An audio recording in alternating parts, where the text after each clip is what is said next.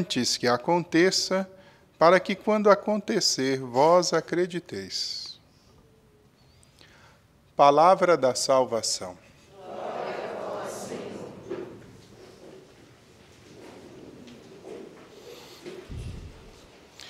Queridos irmãos e irmãs, também aqueles que nos acompanham pela nossa transmissão, pelo canal do YouTube, pelas outras redes sociais. Hoje nós temos uma liturgia da palavra muito bela. Na verdade, eu me alegro toda vez que a gente se aproxima desse texto dos Atos dos Apóstolos, porque nós temos descrita, na leitura, na primeira leitura de hoje, uma carta apostólica. Então, essa comunidade ali de Antioquia guardou consigo essa memória que Lucas tratou de transcrever nos Atos dos Apóstolos. Por que essa carta ela é bonita? Porque é uma carta que mostra muito aquilo que será, depois da presença de Cristo e da vida de Cristo entre nós, o modo de agir e o modo de experimentar a condução da igreja de nosso Senhor Jesus Cristo. Primeiro, o assunto é sempre assim, Chegaram uma turma lá em Antioquia para dizer, olha, para os pagãos, Para dizer para os pagãos que se converteram ao cristianismo, se vocês não receberem a circuncisão pedida por Moisés, vocês não vão se salvar. Quer dizer, passaram-se aí 2000 anos e a gente segue nessa luta, Porque o que tem de gente dizendo bobagem por aí, não está no gibi. E às vezes em nome de Deus, e às vezes em nome da igreja, sem ter nenhum mandato e nenhuma autonomia para isso. Abram aí os Facebooks, os YouTubes e o que vocês costumam ver lá, E vocês vão ver uma quantidade de gente que se tornou critério de verdade e de justiça para pronunciar tudo aquilo que pensam a respeito de todos, E na igreja não funciona assim. É interessante ver que quando Pedro escreve a carta para Antioquia, diz, nós ouvimos falar que alguns foram aí falar algumas coisas para vocês. Eles não foram enviados por nós. Por isso, acho que aqui vale um bom parêntese grande, Embora eu vou fazer pequeno, do cuidado que a gente tem que ter com a quantidade de coisa que vem sendo divulgada por aí, em nome da igreja, e que muitas vezes não tem nada a ver com a igreja. Me lembro uma vez uma mocinha que veio preocupadíssima conversar comigo, dizendo que ela tinha visto um vídeo que a igreja tinha escondido São João, porque São João não teria morrido, Porque Jesus disse que te importa que ele viva até que eu volte, E ela veio preocupadíssima, assim, padre, é verdade que a igreja tem São João trancado numa torre lá no Vaticano?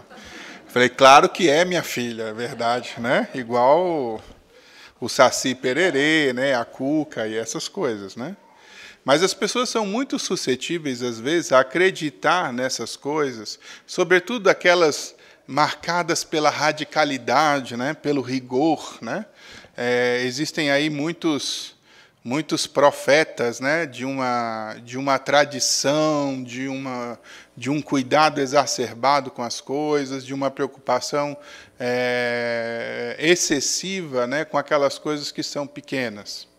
Eu digo isso porque nós somos, às vezes, suscetíveis a ficarmos escutando essas coisas e nem sempre damos espaço sequer para escutar as autoridades que têm autonomia e legitimidade para falar dessas coisas. Então, a igreja, ela não é um assunto assim onde cada um levanta de manhã e decide falar o que quer, do jeito que quer e como quer. Não. A igreja tem seus representantes, a igreja tem aqueles que são preparados e enviados para o assunto, para que, de fato, possam falar em nome de Cristo. E digo, até mesmo estes, se chegarem a falar alguma coisa que não corresponde àquilo que é o senso de fé da igreja, também não devem ser escutados. Porque a igreja se pronuncia, sobretudo, no que diz respeito à experiência da salvação, orientando as pessoas a Cristo. E como é importante ver hoje, né, que isso não é de hoje, que tem gente por aí, muitas vezes, mais ortodoxos, né, do que o Papa, né, mais preocupados, né, com a salvação do que próprio Jesus Cristo, e falando coisas que nem sempre procedem à realidade. Quer dizer, há que procurar, dentro desse contexto, o equilíbrio, e há que procurar também as vias, né, ordinárias de comunicação para verificar se essas coisas são como muitas vezes estão sendo ditas. Quer dizer, eu me lembro da confusão grande que fizeram aí quando saiu esse sínodo da Amazônia, né, que o Papa ia aprovar não sei o quê, que o Papa ia liberar não sei o que mais lá, que a vida ia ser completamente diferente. Passou o sínodo da Amazônia, se escreveu um documento preocupado justamente com a preservação ambiental, porque isso também faz parte, né, do discurso, e foi isso, né? Mas o alarde que fizeram antes disso tudo, levaram uma Pachamama lá, e, enfim, constrangeram o Papa numa situação delicada, depois sequestraram a Pachamama, jogaram no rio, fizeram uma confusão. Então, assim, muito barulho num espaço e numa circunstância que nem sempre isso corresponde também à realidade e à vida da graça. Então, muito cuidado, né, com o que vocês assistem, muito cuidado com os vídeos que estão por aí, seja pelo excesso, seja pela falta, né? Saibamos olhar aquilo que é o caminho seguro, né, e ordinário de comunicação. Onde a igreja fala no Sumo Pontífice, a igreja fala nos documentos, a igreja fala nas referências que ela mesma dá, através dessa grande estrutura chamada magistério. Né? O magistério da igreja corresponde a esse munus de ensinar e que está vinculado a tudo aquilo que diz respeito à salvação. Então, quando chegar alguém dizendo alguma coisa que pareça muito diferente, né, do que a comunidade cristã costuma falar e do que a igreja costuma propor, pode ligar a anteninha e ficar alerta, pode ser alguma coisa que não está muito certa. E verifique as fontes que são as fontes seguras, né? E cuidado, porque hoje em dia botam na boca do Papa muita coisa que o Papa passou longe de falar, né? Essas frasezinhas de efeito, essas coisinhas que aparecem aí na internet, muitas vezes rapidinha, né? Então, se nós queremos de fato saber, percamos tempo, né, olhando aquilo que de fato vai sendo dito. Mas o que eu queria dizer, sobretudo, em relação a esse texto, e por que ele me causa muita alegria? Porque, primeiro, o grande discernimento que se faz aqui é uma virada de chave importantíssima para a história da igreja. E que virada de chave é essa? O Antigo Testamento ele é muito importante, nós gostamos muito, nós conhecemos por ali a história da salvação. Jesus foi anunciado, né, dentro da experiência da história desse povo, os profetas e todas essas coisas. Mas o que salva e o que realmente produz ao homem a verdadeira felicidade é a sua vinculação com o nosso Senhor Jesus Cristo. Por isso não tem sentido nenhum que esses homens cheguem lá dizendo, olha, antes de vocês se batizarem, vocês têm que ser circuncidados. Não. Quer dizer, não existe nada, né, mais necessário e mais eficiente do que o sacrifício de Cristo na cruz. Se o batismo é o caminho pelo qual se comunica a graça de salvação, porque Jesus realizou na cruz, não há mais nada que se precise receber nesse sentido e nesse caminho da salvação. Eu digo que é importante porque essa virada de chave permite à igreja ser igreja, e não simplesmente uma seita que faz parte ali da comunidade judaica.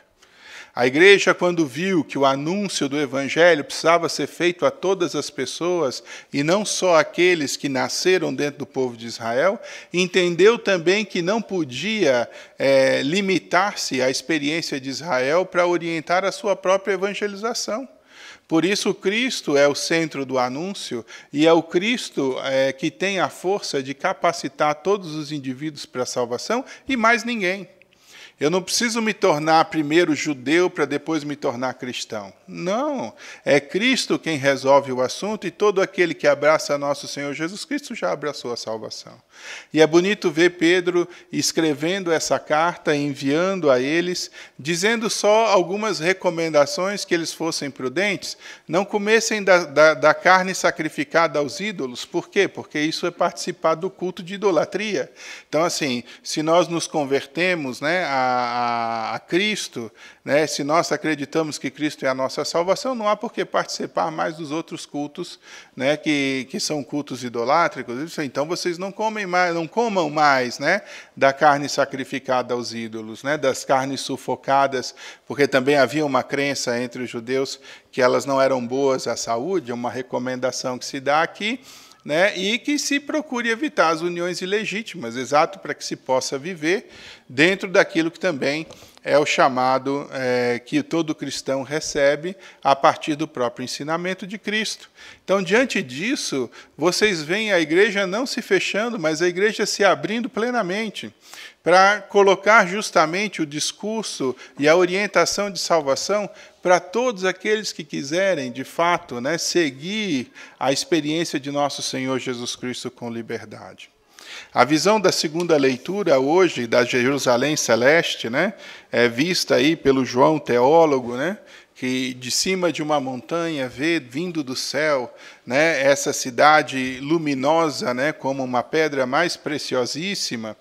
E essa cidade é curiosa, porque a Jerusalém Celeste, embora seja uma cidade de muralha bem edificada, né, é uma cidade que tem portas para todo lado. E essa é uma referência bonita, né, porque mostra a solidez e a segurança que existe para quem habita lá, porque se fala das muralhas bem consolidadas, mas ao mesmo tempo se fala dos acessos, porque todos podem entrar e sair por todos os lados. Há 3 portas de cada lado das muralhas, né? Estrategicamente, as cidades construídas naquele tempo nem eram assim, nem tinham tantas portas, porque era uma questão de segurança mesmo. Se botava as portas em lugares estratégicos, porque a muralha era a grande segurança. Essa cidade celeste não, ela tem muralhas fortificadas, mas ao mesmo tempo tem acesso por todos os lados. É interessante porque se coloca o Antigo Testamento como a porta para se entrar dentro desse mistério que é o mistério do Cordeiro. As portas têm o nome das tribos de Israel. Mas diferente, no Apocalipse, João também faz questão de dizer que o fundamento, né, que o alicerce dessa cidade são os 12 apóstolos. Assim, Antigo e Novo Testamento se veem sintetizados nessa Jerusalém Celeste. É interessante porque se diz, e na visão ele diz isso, nessa Jerusalém não existe templo, porque o Cordeiro é o próprio templo colocado dentro, colocado no meio dessa cidade fortificada, mas ao mesmo tempo aberta a todos. Não precisa-se de luz do sol nem de luz da lua, porque a glória do Senhor é a própria luz, vai dizer o texto, e o Cordeiro é a lâmpada. O que isso quer dizer? Isso está bem conforme a experiência do Evangelho que nós também acabamos de escutar, onde Jesus diz que quem ama a Ele, quem guarda a sua palavra, Ele e o Pai vão até lá para fazer morada.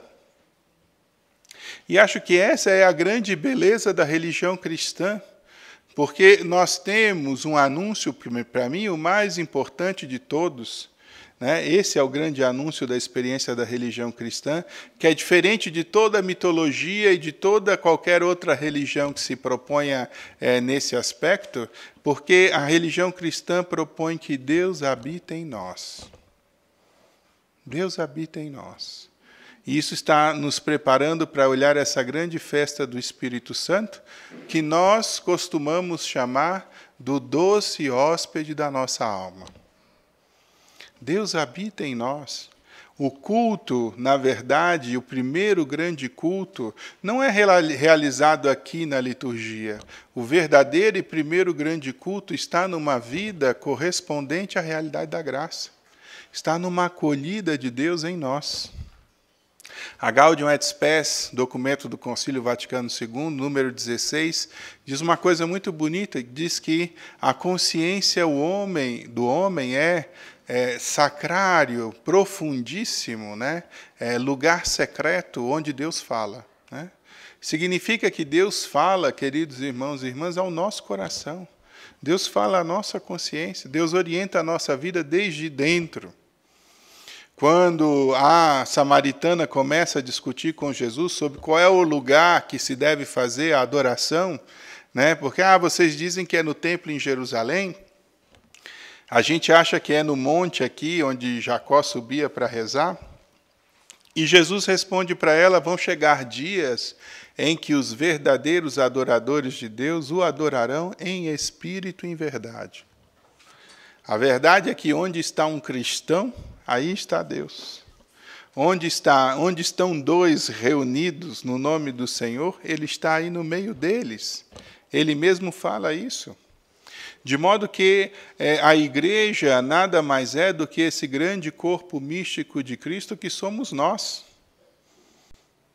que construímos talvez estruturas visíveis para que nós possamos nos acomodar e sinalizar também, né, a grandeza de um Deus que existe dentro de nós primeiro e que depois se manifesta fora nas estruturas que realizamos.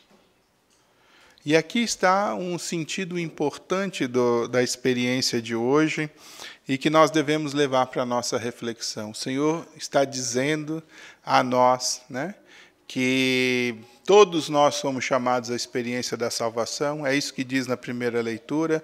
O pagão não precisa fazer nada além do que acolher nosso Senhor Jesus Cristo e guardar a sua palavra. Hoje nós temos Jesus dizendo que quem guarda essa palavra e o ama, o Pai também o ama e eles fazem morada em nós. E essa morada é exatamente a inabitação do Espírito Santo, né? Porque no latim in é dentro, né? A habitação, a inabitação do Espírito Santo, a presença dentro de nós. Por isso nós podemos rezar, por isso nós realizamos a caridade que realizamos, por isso podemos fazer a experiência de culto, seja aqui, seja em qualquer lugar, porque Deus está conosco onde nós estivermos.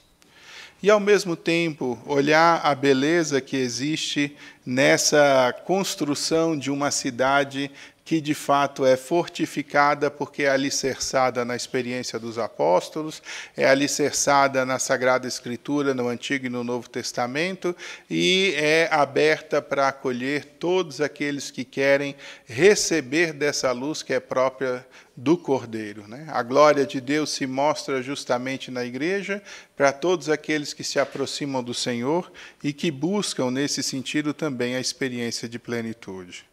Gostaria que hoje nós pudéssemos refletir sobre essas coisas e sobre a beleza que é, de fato, fazer parte dessa experiência de um cristianismo que se abre a todos. Que se abre a todos.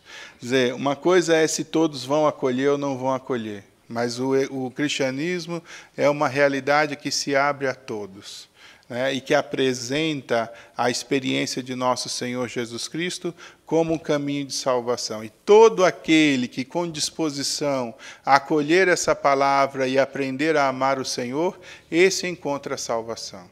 Então, não existe aqui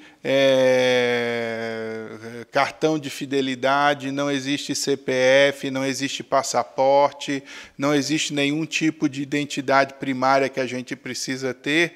Todo aquele que se abrir à palavra do Evangelho e acolher o Senhor no coração e aprender a amá-lo, encontra a salvação. Por isso o anúncio é universal, né? A catolicidade da igreja está justamente nesse aspecto. Todo ser humano que se volta para o Senhor e que o procura sinceramente, o encontra porque Deus se deixa encontrar e a salvação se apresenta a ele, né? Então, peçamos ao Senhor, sobretudo, né, nesse tempo pascal, que nos possa renovar a alegria de fazer parte desse povo de Deus, que nos possa renovar a alegria, né, de amar o Senhor com o nosso coração, que nos permita viver uma vida correspondente a essa graça, de modo que nós, né, no término de nossa vida, encontremos esse que também é a causa, é o motivo do nosso amor, que é nosso Senhor Jesus Cristo. E possamos viver, né, na morada eterna, essa plenitude de que o Senhor tanto falou para todos aqueles que o seguirem com confiança. Louvado seja nosso Senhor Jesus Cristo. Para sempre seja louvado. Creio em Deus Pai, Todo-Poderoso, Criador do céu e da terra, em Jesus Cristo.